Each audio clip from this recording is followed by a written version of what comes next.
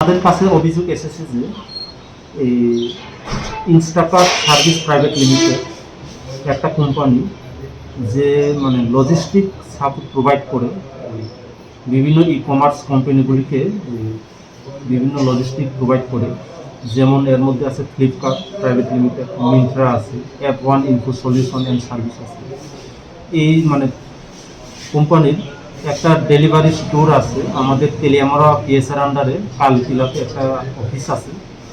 সেই অফিসের মধ্যে আজকে মানে রাত্রে ভোরবেলাতে প্রায় 3টার সময় যে এখানে অফিস কর্মী যারা আছে তাদের কাছে একটা কল আছে যে ফ্লিপকার্ট সিকিউরিটি কমান্ড সেন্টার থেকে তাদের কাছে একটা কল আছে এই মর্মে যে তাদের অফিসের মধ্যে একটা সন্দেহজনক কার্যকলাপ হচ্ছে এবং যে সিসিটিভির যে টেম্পারিং অ্যালার্ট তাদের কাছে গিয়েছে, যার ফলে তারা যথারীতি এই এখানে যে কর্মী অরিন্দম ঘোষ তাকে ওই কোম্পানির তরফ থেকে কল করা হয়েছে।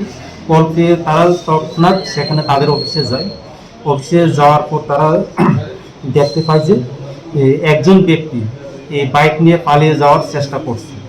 তখন তারা তৎক্ষণাৎ তাকে আটক করে এবং দেখতে পায় যে তাদের অফিসেরই একজন কর্মী, নাম হচ্ছে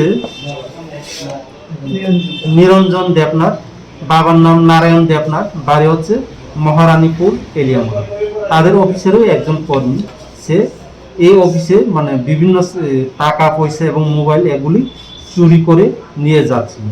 সঙ্গে সঙ্গে তারা তাদেরকে ডিটেইন করে এবং আজকে পুলিশের কাছে এই জিনিসগুলি নিয়ে পুলিশের কাছে অভিযোগ দায়ের করে তেলিয়ামুড়া পিএস কেস নাম্বার, এবং তাদের অভিযোগ মূলেই এই তেলিয়ামুড়া পিএসে কেস রেজিস্টার হয়েছে, যার কেস নাম্বার হচ্ছে 94/2021 আন্ডার সেকশন 457, 380 এবং 411 আইপিসি।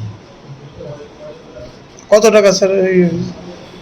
এখানে মোট টাকা তারা তাকে ডিটেইন করে যে কোম্পানি টাকাগুলি তার কাছে পাওয়া গেছে এই 12,55,261 টাকা, সঙ্গে আরও এই 6টা মোবাইল সেট যার ভ্যালু হচ্ছে এই 80,096 টাকা তার কাছে পাওয়া গেছে। এবং তারা তাদের অফিসে দেখে তারা আরও দেখতে পায় যে তাদের অফিসের যে সিসিটিভিগুলি আছে সেগুলি নষ্ট করা হয়েছে এবং যে লকার মানে ক্যাশ লকারের সেটাও ভাঙা অবস্থায় তারা পেয়েছে।